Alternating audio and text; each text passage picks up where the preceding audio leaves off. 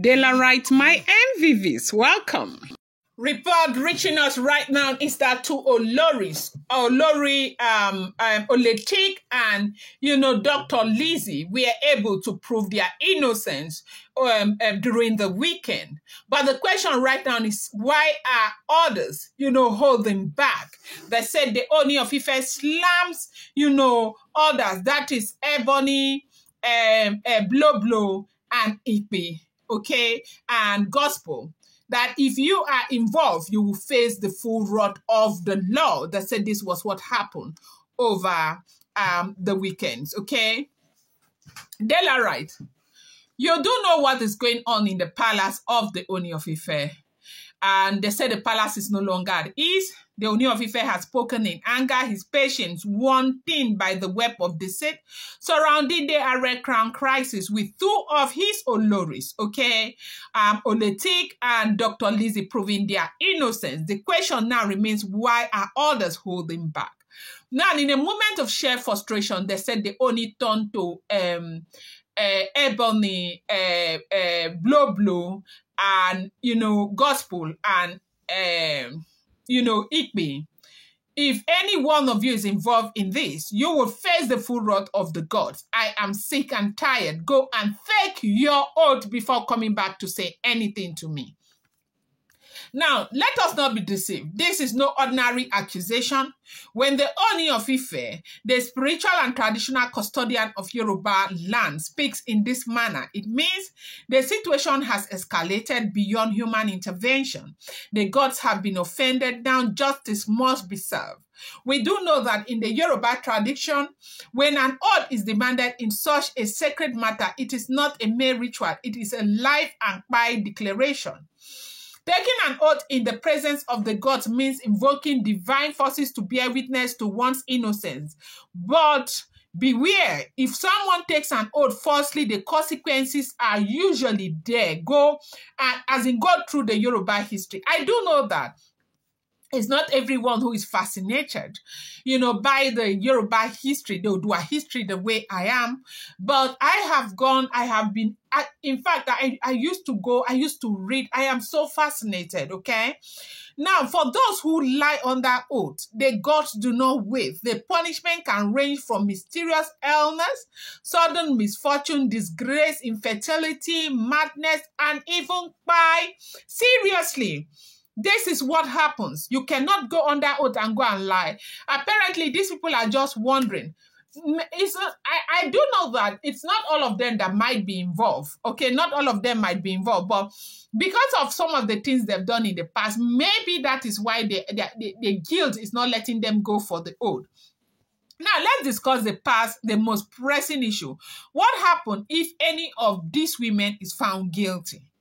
Being a wife of the Ooni is not just about status. It comes with heavy spiritual and traditional responsibilities. The Oloris are meant to be the pillars of the palace, upholding tradition, supporting the throne, and serving as custodian of ancient right. If any of them is found guilty of treachery or sacrilege, the consequences will be brutal. Now, going by the Yoruba tradition, especially the royal one that I have gone to read about, there is immediate banishment in this very case, cases like this. Even though the Yoruba people do not, practice that banishment so much, it's not like it's not there. It's there, but it's not like the Igbos, okay? It's not the first punishment. The Igbos, it might just be the first punishment, okay? But this very case now, if anyone is found guilty, there will be immediate banishment. Honestly, if an Olori is found guilty, she will be stripped of her title and exiled from Ile-Ife. Forever, she will no longer be recognized as a queen, and her name will be erased from the royal record, okay? Of course, there is another punishment, curse of the gods. A woman who betrays the sacred trust of the throne is believed to carry a curse for life. This means not only will she suffer, but her lineage may also bear the punishment for generations. There's another punishment again, loss of royal privileges. Of course, that's small. She will no longer be associated with the palace. Her family will be disgraced, and she will be seen as a traitor to the Yoruba people. Now there's another one, mysterious spy or madness, okay? History has shown that those who offended the gods do not escape. Some spy suddenly, while others descend into insanity, roaming the street in shame. Daylight, let me take you back to history. There have been cases where women close to power were caught in spiritual wrongdoing and their fate was never the same, okay? It wasn't pleasant at all, okay? Now, the queen who betrayed Alafin of Oyo, I don't know if you have read this. You know that every day now I'll be giving you history, okay? So maybe some of this will come up later.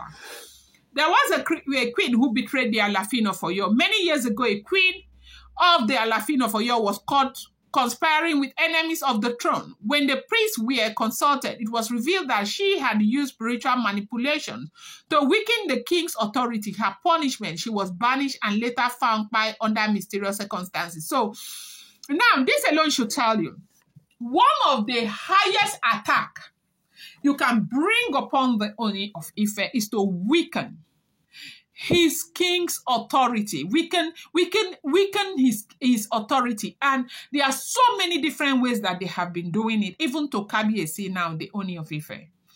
Yes, that is the one form weapon that they use against them. Now, there was this Olori who lied to Ifa. In another case, an Olori of a powerful Yoruba king was accused of interfering in sacred rite. She swore before the gods that she was innocent. Days later, she developed a strange illness and within which she was by. Then there was this other case again, the servant woman who touched the sacred beads also.